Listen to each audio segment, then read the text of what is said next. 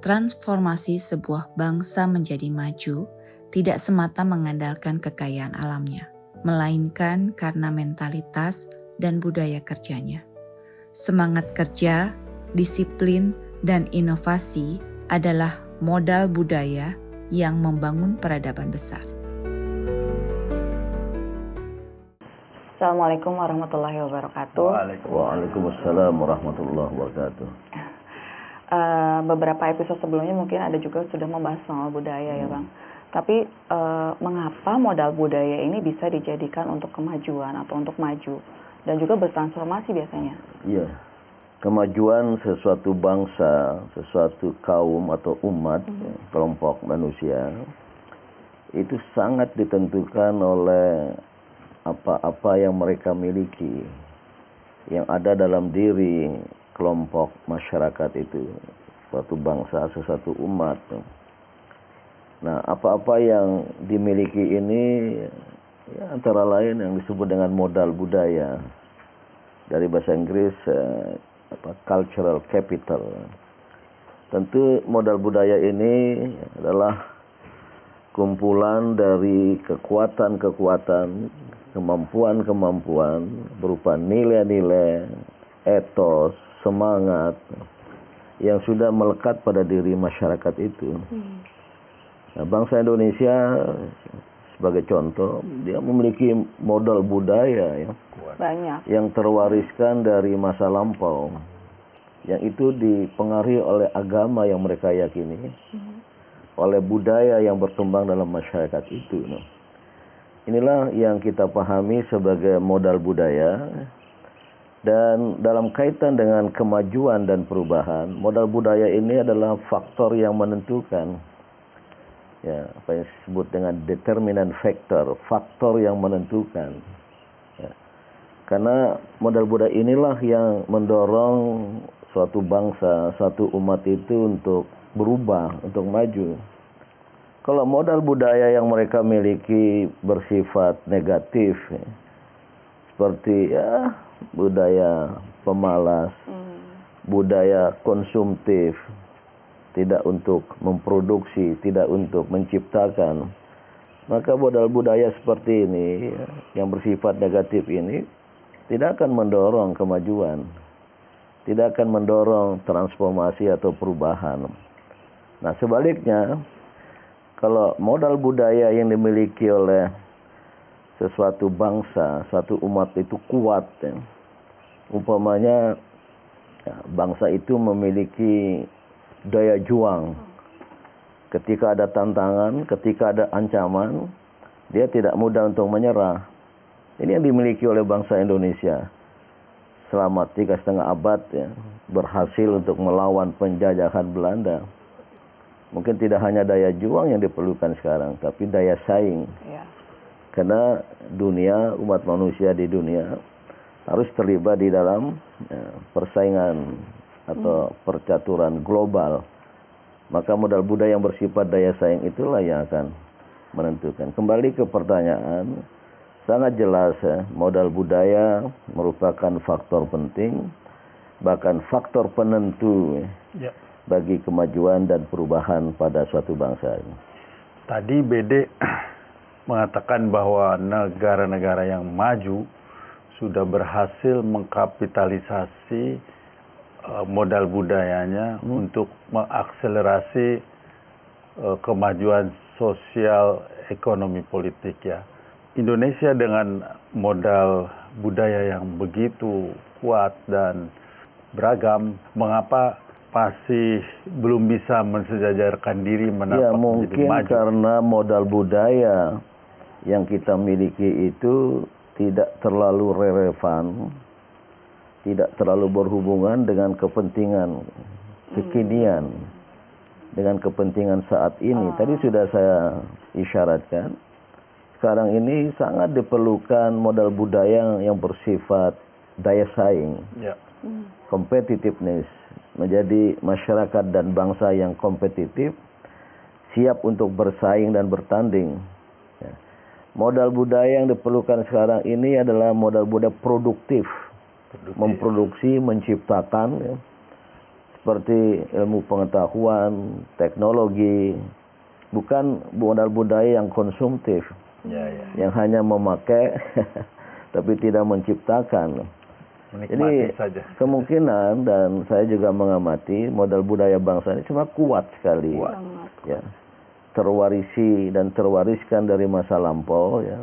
Namun kita tidak memeliharanya dan tidak mengembangkannya untuk bersesuaian dengan tantangan masa kini. Nah, inilah yang harus menjadi permenungan kita, ya, bangsa, para pemimpin, keluarga, sehingga modal budaya yang ada sekarang terpelihara, apa istilah tadi, dikapitalisasi, dimaksimalkan, ditingkatkan, sambil disesuaikan dengan tantangan zaman.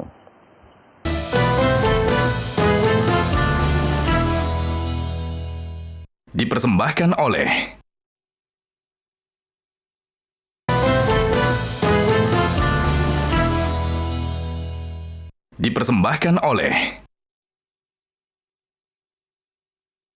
Bismillahirrahmanirrahim. Ismi Muhammad Farhan bil Islam. Li su'alun wahid. Ma huwal alaqah baina ra'sil as-saqafi wa at-taqaddum al-iqtisadi. Syukron. Ya, syukran Ananda Farhan, santri kelas 12 yang bertanya tentang apa hubungan antara modal budaya dan perkembangan sesuatu bangsa. Sebenarnya tadi sudah saya isyaratkan, kalau belum dijelaskan, sangat erat sekali. Bahkan modal budaya itu menjadi faktor penentu, determinant factor dalam bahasa Inggris, atau turun sedikit, faktor efektif, effective factor. Artinya sesuatu yang sangat-sangat berguna, bermanfaat bagi sesuatu yang lain.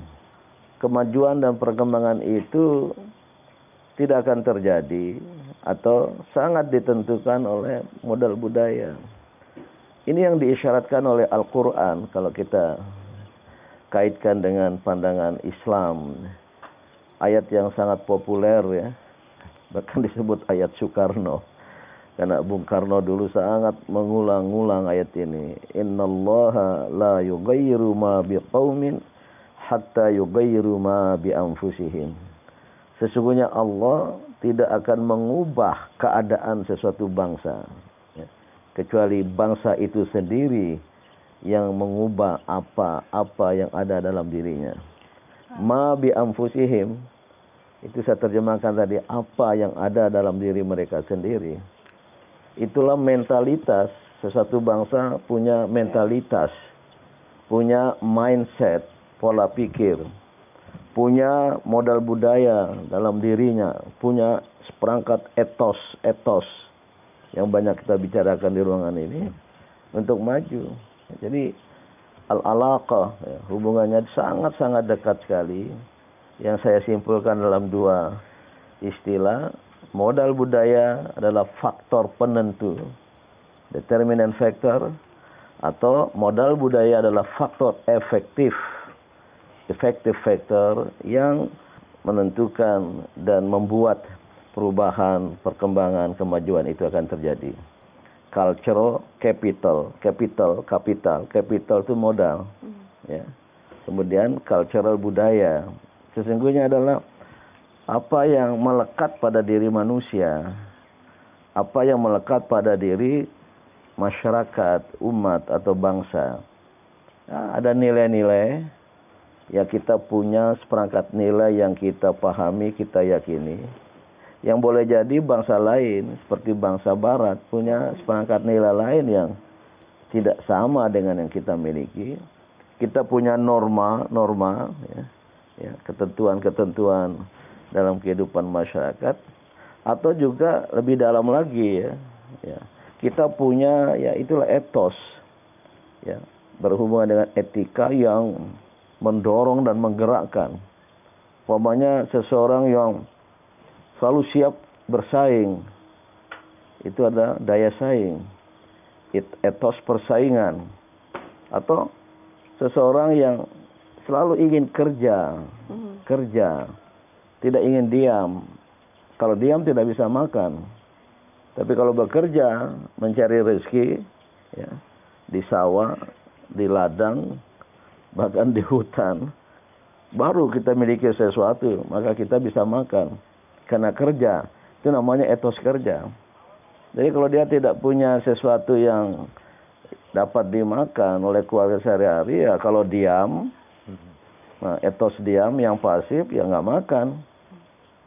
Sakit, kurus, kering, kemudian segala macam akibatnya.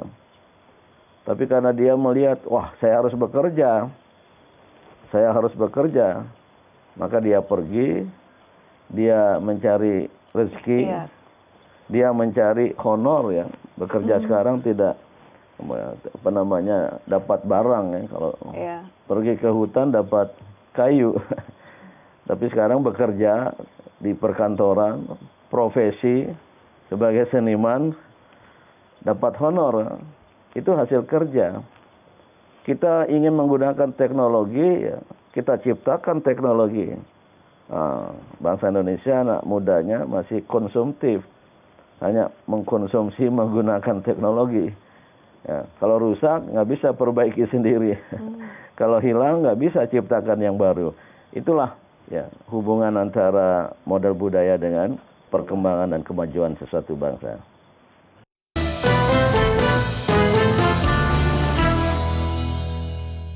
Dipersembahkan oleh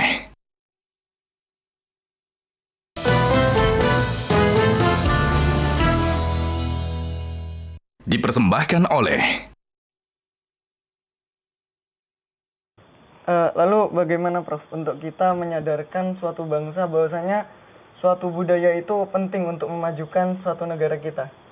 Ya, proses penyadaran sangat penting. Kita punya modal budaya, tapi boleh jadi bangsa, masyarakat, umat tidak menyadari. Dia tidak sadar kalau dia punya kelebihan.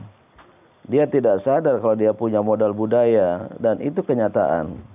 Umat Islam tidak menyadari bahwa kita memiliki modal budaya, atau mungkin belum menjadi budaya, memiliki nilai-nilai ajaran-ajaran Islam yang menggerakkan hidup, yang mendorong kemajuan.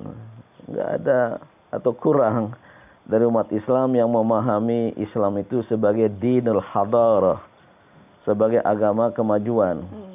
Yang banyak Islam hanyalah dinul ibadah, agama peribadatan. Istilah bahasa Inggrisnya ritual religion. Agama ritus itu peribadatan. Gimana berhubungan dengan Allah, sholat, zikir. Dianggap sudah selesai menjalankan agama. Baru memperlakukan Islam sebagai dinul ibadah. Dalam arti sempit, yaitu agama ritus. Padahal Islam ya, lebih dari sekedar agama ritus, agama peribadatan, ritual religion. Islam itu dalam ilmu perbandingan agama masuk dalam kategori ethical religion. Ethical religion, agama etik. Apa itu agama etik? Agama yang keberagamaan itu dapat membentuk etika dalam diri manusia. Dengan etika inilah dia berbuat sesuatu. Maka ibadat belum selesai. Dia baru jalan. Justru ya, ibadat itu harus mampu menciptakan seperangkat nilai-nilai etik, etos dalam diri kita. Nah, umat Islam tidak menyadari, maka jalan keluarnya adalah bagaimana dilakukan penyadaran. Penyadaran lewat dialog-dialog seperti ini, lewat ceramah-ceramah, ya. Ceramah-ceramah di masjid, di pengajian banyak tentang akhirat, tentang surga, neraka. Ya, kurang ya, ada juga yang menjelaskan Islam adalah agama kemajuan. Islam adalah agama akhlak, agama etik.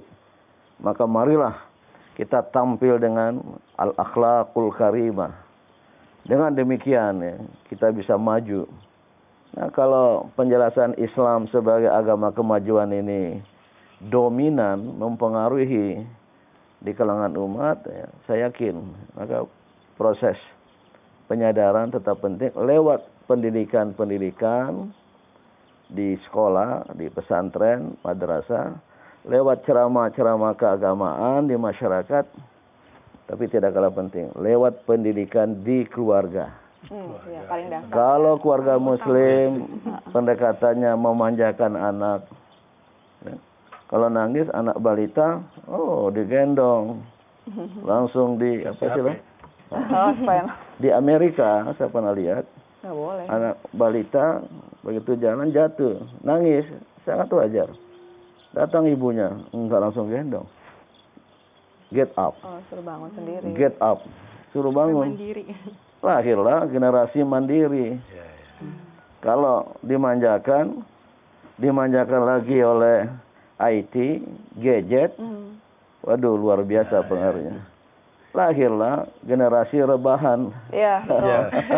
Lahirlah kaum rebahan.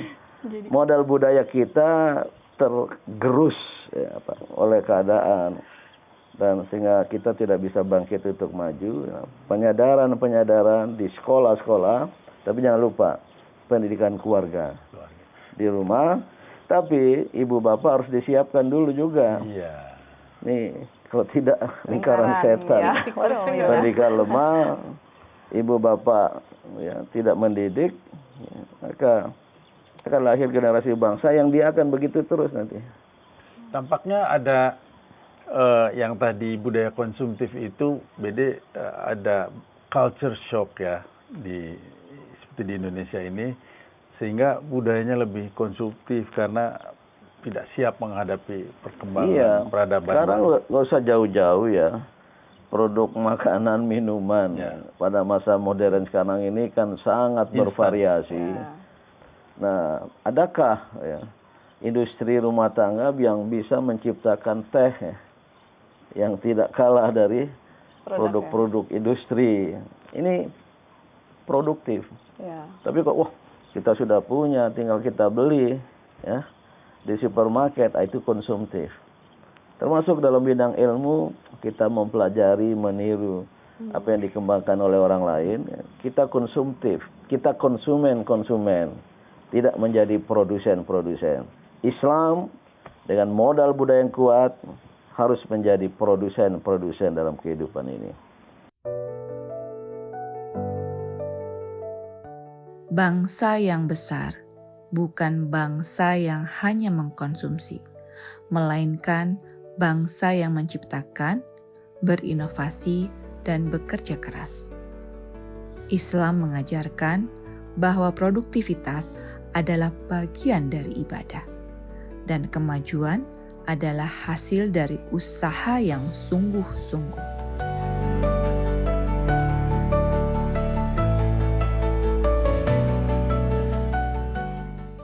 Jelajahi cara baru mendapatkan informasi. Download Metro TV Extend sekarang.